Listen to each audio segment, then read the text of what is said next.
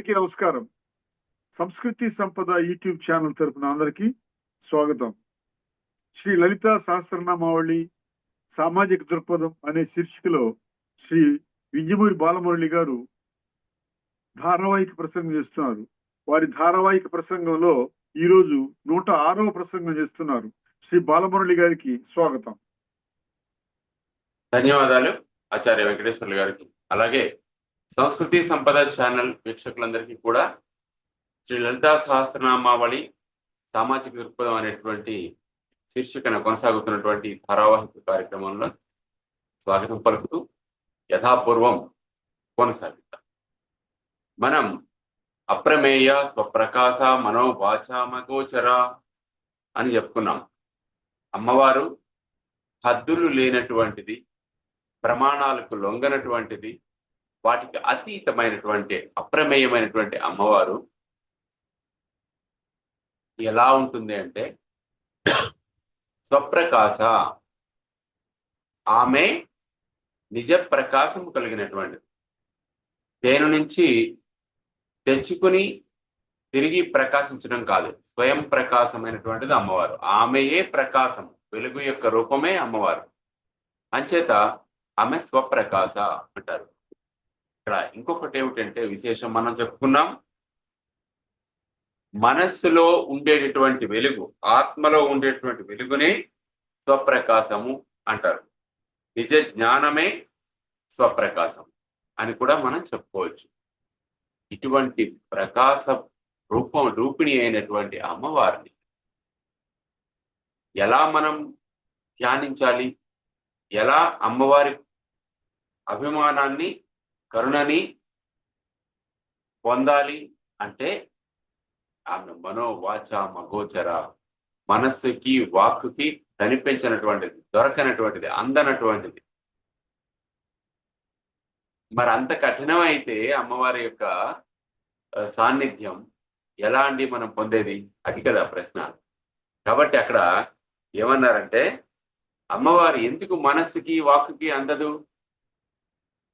అంటే ఆమె పరా ప్రత్యక్షితి రూప పశ్యంతి పరదేవత మధ్యమా వైఖరి రూప. ఇది ఒకసారి జ్ఞాపకం చేసుకోవాలి. ఒకసారి సింహావలోకనం చేసుకుని ముందుకు వస్తే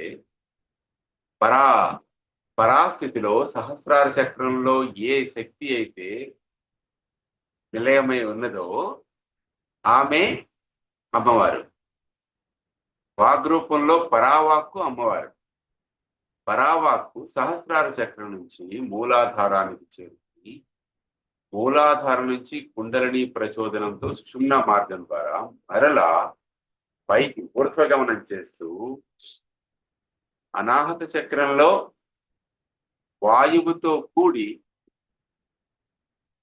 పశ్యంతి వాక్కుగా ప్రస్ఫుటం అవుతుంది. ఇక్కడ వాయువు కలిసిన తర్వాత పశ్యంతి వాక్కు, అనాహత చక్రంలో ఉన్నటువంటి పశ్యంతి వాక్కు మధ్యమా వాక్కుగా మారడానికి కంఠంలో ఉన్నటువంటి విశుద్ధి చక్రానికి చేరుకునేటప్పటికీ అక్కడ ఈ పశ్యంతి వాక్కి సంకేతాలు అనేవి చేరుతాయన్నమాట, జోడించబడతాయి. ఏ సంకేతాలు? ఏ భాషా పదాలని మనం ఉచ్చరిద్దాం అనుకుంటున్నామో ఆ భాషా పదాలకి సంబంధించినటువంటి, ఆ భావనలకి సంబంధించినటువంటి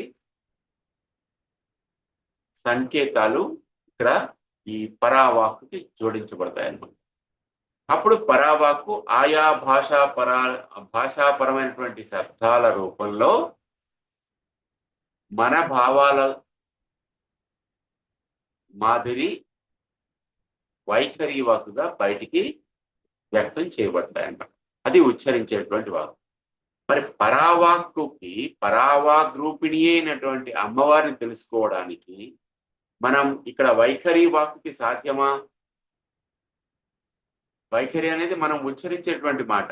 ఉచ్చరించేటటువంటి మాటకి మీద ఏమున్నది? మధ్యమ వాక్కు యొక్క పూర్వరూపం. మధ్యమ వాక్కుకి ముందేమున్నది? పశ్యంతి వాక్ స్వరూపం. పశ్యంతి వాక్ స్వరూపం ఎక్కడ ఉన్నది? అనాహత చక్రంలో ఉన్నది. దాని ముందేమున్నది అంటే పరావాక్కు మనం చెప్పుకున్నాం. అంత ముందున ఇన్ని కోశముల ముందున ఉన్నటువంటి పరావాక్కు వైఖరి వాక్కుకి అందాలంటే ఎలా అవుతుంది? అందలేదు కదా. అందువలన ఆమె వాక్కుకి అందదు, వాచాం అగోచర, మనోమయేన అగోచర.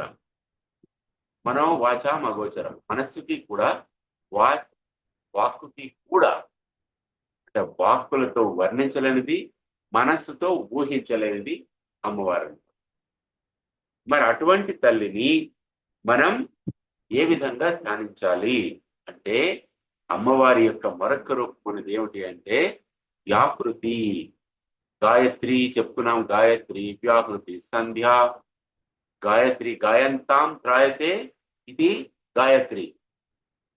ఎంత ఎక్కువ మనం పాడుకోగలిగితే అంత ఎక్కువగా మనల్ని త్రాయతే, రక్షించేది గాయత్రి. గాయత్రి మంత్రోచ్చారణ. అది మంత్రం ఎందుకైందండి అంటే మరణాత్ త్రాయతే ఇది మంత్ర అని మనం చెప్పుకున్నాం. మరణం మరల మనం ఉచ్చరించటం వలన ఏదైతే మనని రక్షిస్తోందో అది మంత్రము. గాయత్రి అనేది, గాయత్రి మంత్రం మాటి మాటికి ఉచ్చరించటం వలన 11 సార్లు ఉచ్చరిస్తాం మనం ప్రేయర్లో. ఆ విధంగా ఉచ్చరించడం వలన మనని మనోమయ, ఈ దేహమయ కోశాలని, పంచకోశాలని పరిశుద్ధం చేసేదని చెప్పుకుంటే సరిపోతుంది. అలా పరిశుద్ధం చేస్తూ మనతో పాటు మన చుట్టూ ఉన్నటువంటి వాతావరణాన్ని కూడా పరిశుద్ధం చేసేది గాయత్రి మంత్రం. కనుక గాయత్రి మంత్రాన్ని బయటికే మనం ఉచ్చరించవచ్చు చక్కగా అని మన గురువు గారు చెప్పినటువంటి వ్యవహారం. ఆయన మనకు గైడెన్స్ ఇచ్చారు, ఆ విధంగా శిక్షణను ఇచ్చారు. కాబట్టి గాయత్రి మంత్రం అనేది విశ్వమానవ కళ్యాణానికి ఉపయోగపడేటువంటి ఉత్కృష్టమైనటువంటి మంత్రం. బ్రాహ్మణులు వాళ్ళు చేసేటువంటి సాధన, వాళ్ళు చేసేటువంటి సంధ్యావందన కార్యక్రమాల్లో దానిని ఆ విధంగా వాళ్ళ నియమాలు, ఆచారాలు, పద్ధతులు పాటిస్తూ చేయొచ్చు. ఇలా కూడా చేయొచ్చు అని గురువు గారు మనకు తెలియజేశారు అన్నమాట. కాబట్టి ఎవరెవరి పద్ధతులు వారు అనుసరించవచ్చు. ఇందులో ఎటువంటి ఇబ్బంది లేదు. అనవసరమైనటువంటి భయాలు, అపోహలు, అపార్థాలు మనం పెట్టుకోవాల్సిన అవసరం లేదు. కాబట్టి అటువంటి గాయత్రి ఎలా లొంగుతుంది, ఎలా మనకి అనుగ్రహిస్తుంది అంటే అమ్మని వ్యాకృతిగా మనం ఆరాధించాలి. వ్యాకృతి నమః. వ్యాకృతి అంటే ఏమిటి అంటే ఉచ్చరించబడి వ్యాప్తి చెందేది. నేను ఇప్పుడు ఉచ్చరిస్తున్నాను శబ్దాలు, నేను ఉచ్చరించినటువంటి శబ్దములు వ్యాప్తి చెందుతున్నాయి గాలిలో. అదే వ్యాకృతి అంటే. మా కంఠ శబ్దాలు, నా ఉచ్చరించడి నాదమా వెలుగుగా కనిపించి అని మనం చదువుకుంటాం కదా. వినిపించి, కనిపించి, వెలయుగా. నా ఉచ్చరించడి నాదము ఏ వెలుగు? ఆ పరా వెలుగు, అమ్మవారి యొక్క వెలుగు, ఆ పరమేశ్వరుని యొక్క వెలుగు. కాబట్టి మనం ఉచ్చరించేటువంటి నాదము వెలుగుగా వినిపించాలి, వెలుగుగా కనిపించాలి. ఎదుటి వాళ్ళు ఆ వెలుగుని ఆస్వాదించాలి. అందులో దాన్ని రసాన్ని, సారాన్ని గ్రహించి వాళ్ళు కూడా ప్రచోదనం చెంది ఈ మనోమయ కోశంలో ఉన్నటువంటి జ్ఞానం అనే వెలుగుతో వాళ్ళు కూడా వెలిగెదరుగాక. ఇదే కదండి ఆ సంవత్సరంలో మాస్టర్ గారు మనకి ఇచ్చినటువంటి నాలో నగల వెలుగు నా పరిసరముల వారి రూపమున కనపట్టుగాక అని అండంలో ఉద్దేశం ఇదే. అందులో ఎంత లోతైనటువంటి ఆధ్యాత్మిక భావన ఉన్నదో, ఎంత లోతైనటువంటి ఆలోచన విధానం ఉన్నదో మనం చాలా ప్రయత్నిస్తే మనకు అర్థమవుతుంది. సులువుగా ఈ పదాల రూపంలో పదానికి ప్రతిపదార్థాలు తెలుసుకుంటే అర్థమయ్యేటంత సులభమైనటువంటి వ్యవహారం ఏమీ కాదు. జాగ్రత్తగా, నిష్ఠతో, ఏకాగ్రతతో, తత్పరతతో జ్ఞానాన్ని తెలుసుకోవాలి. జిజ్ఞాసతో, శ్రద్ధతో. శ్రద్ధావాన్ లభతే జ్ఞానం, తత్పర సంయుతేంద్రియ. కాబట్టి జ్ఞానం అనే వెలుగు మనం ఉచ్చరించేటువంటి నాదం ద్వారా బయటికి వచ్చి వ్యాప్తి చెందేటటువంటి లక్షణాన్ని కలిగి ఉంటుంది. కాబట్టి అలా మనం ఉచ్చరించే వాక్కు బయటికి వచ్చి వ్యాప్తి చెందటాన్ని వ్యాహృతి అంటారు. గాయత్రి మంత్రంలో ప్రణవంతో కూడినటువంటి ఓం భూర్ భువః స్వాహ మనం ప్రేయర్ చేసినప్పుడు చెప్తాంగా, తత్ సవితుర్వరేణ్యం భర్గో దేవస్య ధీమహి ధియో యో నః ప్రచోదయాత్.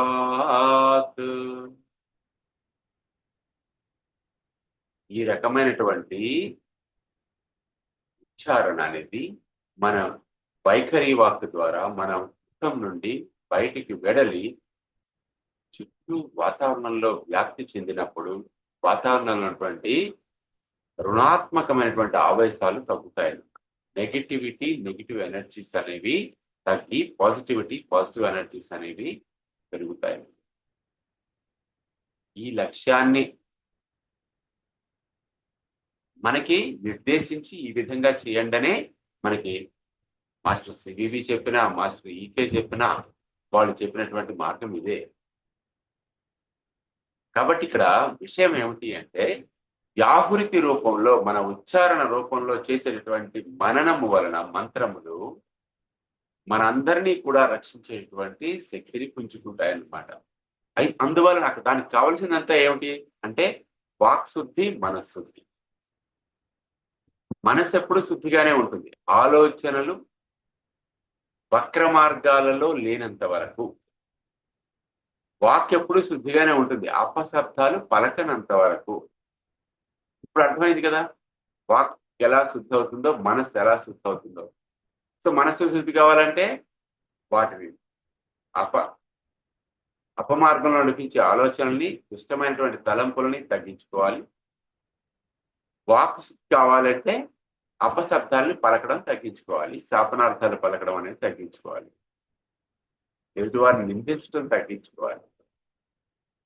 ఆ రకంగా వాక్శుద్ధి, మనశుద్ధి అనేది మనకి ఉన్నప్పుడు ఖచ్చితంగా వ్యాకృతి రూపంలో మనం ఉచ్చరించేటటువంటి పదాలు వెలుగుగా, నా ఉచ్చరించడి నాదమా వెలుగుగా వినిపించి కనిపించి వెలుగుగాక అని మాస్టర్ ఏదైతే ఆశాసనం చెప్పారో మనకి, అది సత్యమై వెలుగుతుందన్నమాట. దాన్నే మనం ఏమంటాం, వ్యాహృతి రూపంలో ఉన్నటువంటి లలితాంబికా స్వరూపము అని మనం భావిస్తున్నాం అన్నమాట. ఇంతటి విజ్ఞానము ఉన్నప్పుడు వెలుగునే జ్ఞానం అంటారు. సరస్వతీదేవికి మరొక పేరే కాంతి. ద్వాదశ నామాలు ఉన్నాయి కదా సరస్వతీదేవికి. కాబట్టి ఆ ద్వాదశ నామాల్లో కాంతి అనేది ఒక నామం సరస్వతీదేవికి. కాంతి అంటే జ్ఞానము. జ్ఞానం అనేది వెలుగు. ఆ వెలుగుల యొక్క రూపమే సరస్వతీదేవి. కాబట్టి ఆ సరస్వతీదేవి యొక్క రూపానికి అసలైనటువంటి రూపం, ఆధారభూతమైనటువంటి రూపమే శ్రీ లలితా పరాభుతాయి, శ్రీమత్ సింహాసనేశ్వరి అయినటువంటి శ్రీమాత. అది మనం ఇక్కడ చెప్పుకోవాలన్నమాట. కాబట్టి వ్యాకృతులు వేద స్వరూపాన్ని బోధించేవిగా మనం అర్థం చేసుకోవాలి. ఈ ఓం భూ భువ స్వహ అనేటువంటి శబ్దాలు ఏవైతే ఉన్నాయో వేద స్వరూపాన్ని మనకు తెలియజేసేవి. ఎలా అంటే మనకి ఈ మూడు వ్యాహృతులు పాతాళ, మర్త్య, దేవలోకాలు సూచిస్తాయి.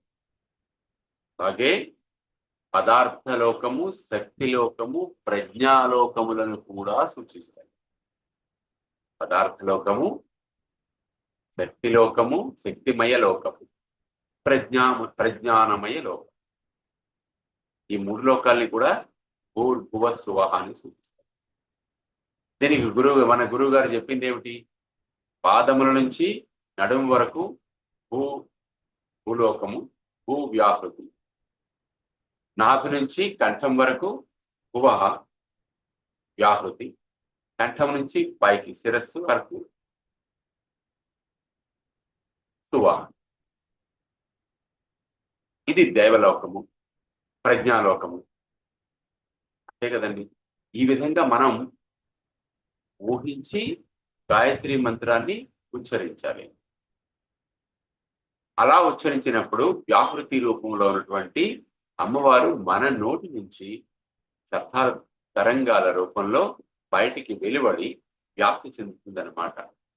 ఉచ్చారణ బయటికి వచ్చి వ్యాప్తి చెందడాన్ని వ్యాహృతి అంటారు. ఆ వ్యాహృతి యొక్క రూపమే అమ్మవారు. కాబట్టి మనం ఉచ్చరించేటువంటి శబ్దాలు ఎంత పవిత్రంగా ఉండాలి. అపశబ్దాలు మన నోటి నుంచి రాకూడదు కదా.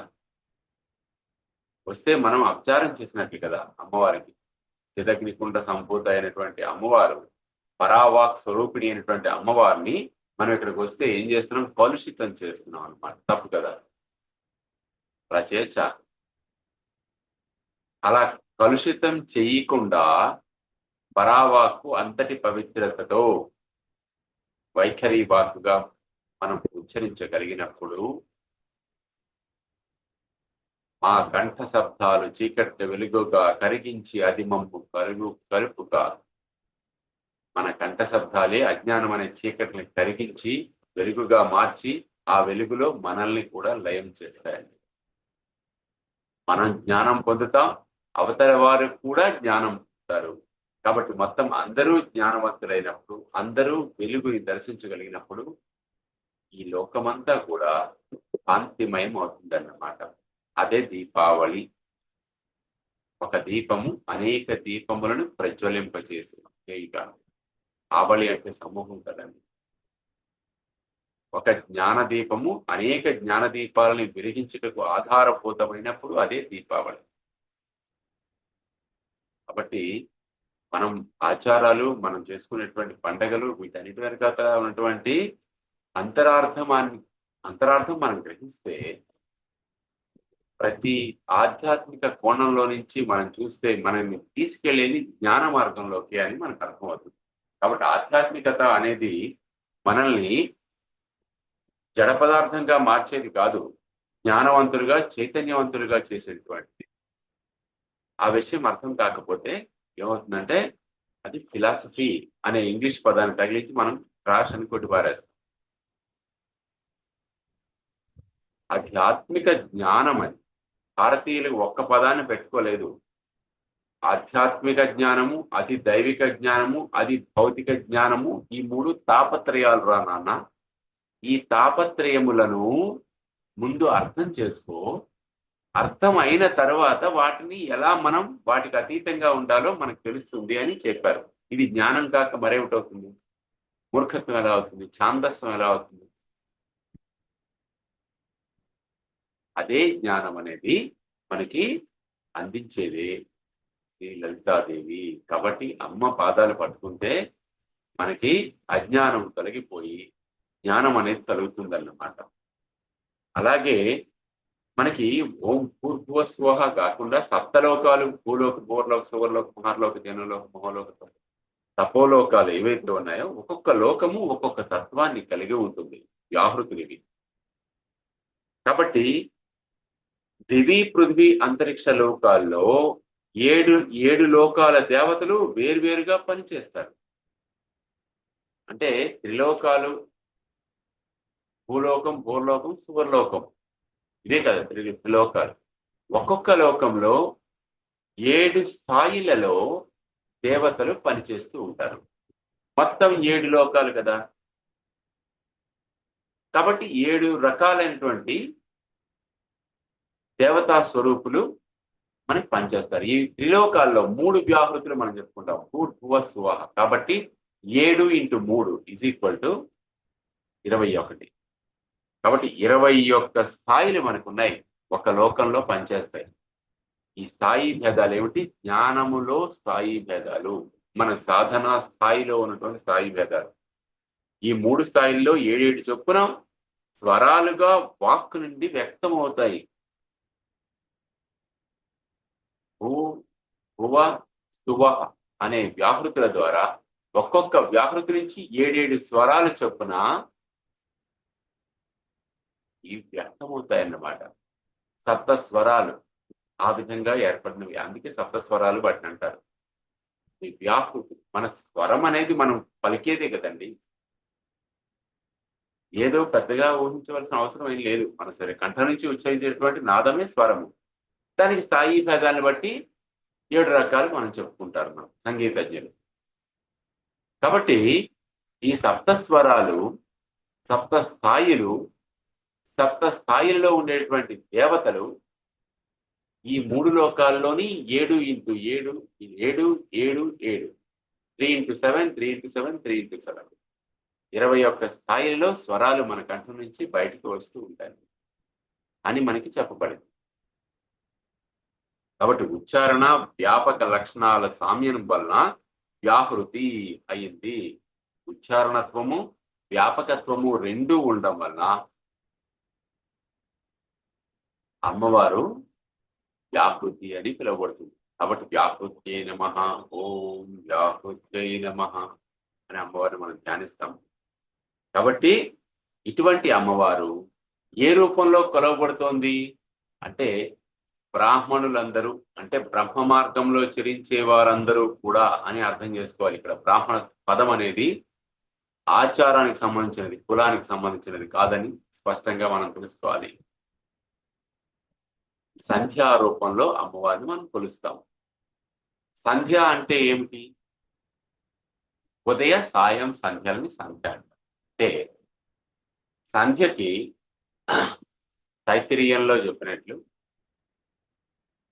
సాయంకాలం సూర్యబింబం సగము కృంకిన తరువాత, సగం సూర్యబింబం కనిపిస్తున్న నాటి నుంచి, కనిపిస్తున్న క్షణం నుంచి నక్షత్రాలు కనిపించేటంత వరకు మధ్యలో ఉన్నటువంటి కాలాన్ని సాయం సంధ్య అంటారు. అలాగే రాత్రి పూర్తయిన తర్వాత నక్షత్రాలు మాయమయ్యేటటువంటి క్షణం నుంచి సూర్యబింబం ఉదయించే క్షణం వరకు, అంటే నక్షత్రాలు అంతర్ధానమయ్యే క్షణం నుంచి సూర్యబింబం ప్రత్యక్షమయ్యే క్షణం వరకు మధ్యలో ఉండే కాలాన్ని ప్రాతఃసంధ్య అంటారు. ఈ ప్రాతఃసంధ్యలో చేసేటటువంటి ఉపాసనలు, ధ్యానాలు, పూజలు, అర్చనలు విశేష ఫలితాలు ఇస్తాయి అంటారు. ఎందుకు అంటే అప్పుడు దేవతలు నిశి నుంచి అహస్సుకి మారేటప్పుడు దేవగణాలలో కూడా మార్పులు అనేవి జరుగుతాయి. ఒక బ్యాచ్ వెళ్ళిపోయి మరొక బ్యాచ్ డ్యూటీలోకి వస్తారనమాట. ఇది డ్యూటీ మారడం లాంటిది. కాబట్టి ఆ స్థితిలో వాళ్ళు కూడా చాలా అలర్ట్ గా ఉంటారు. డ్యూటీ ఛార్జ్ తీసుకున్నాం అనుకోండి, మనం వెంటనే వచ్చిన వెంటనే చాలా అలర్ట్ గా ఉంటాం కదా. ముందు ఏం జరిగింది, తర్వాత ఏం జరగాలి, నేనేం చేయాలి, ఈ దిశానిర్దేశం అనేది మనకు అదే తెలియజేస్తుంది. కాబట్టి ఆ ప్రాతః సంధ్యలు అనేవి చాలా ముఖ్యమైనటువంటి, అందుకే సంధ్య అంటే, సంధ్య అంటేనే సంధ్యాదేవి యొక్క ఆరాధన. అమ్మవారు సంధ్యాదేవి, ఆ విధంగా సంధ్యాదేవిని మనం ఆరాధించాలి. అందుకే మనకి మాస్టర్ గారు ఏం చెప్పారు, ఈ ముందు వెనక వీటిని నిర్ణయించడం చాలా కష్టం అండి. పగలు రాత్రి సమయాలు మారుతూ ఉంటాయి, వాటిని సరిగ్గా మనం క్యాల్కులేట్ చేసి అర్థం చేసుకోవడం కష్టం కనుక మాస్టర్ గారు ఏం చెప్పారంటే యాజ్ ఏ హోల్ ఉదయం 6 గంటలకి సాయంత్రం 6 గంటలకి ప్రేయర్ చేసుకోండి సరిపోతుంది అని చెప్పారనమాట. ఇది తర్వాత తదుపరి కొనసాగిద్దాం. స్వస్తి. శ్రీమాత్రే నమః.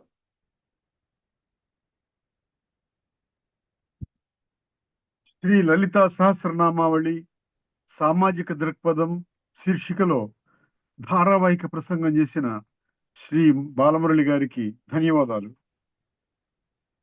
ధన్యవాదాలు.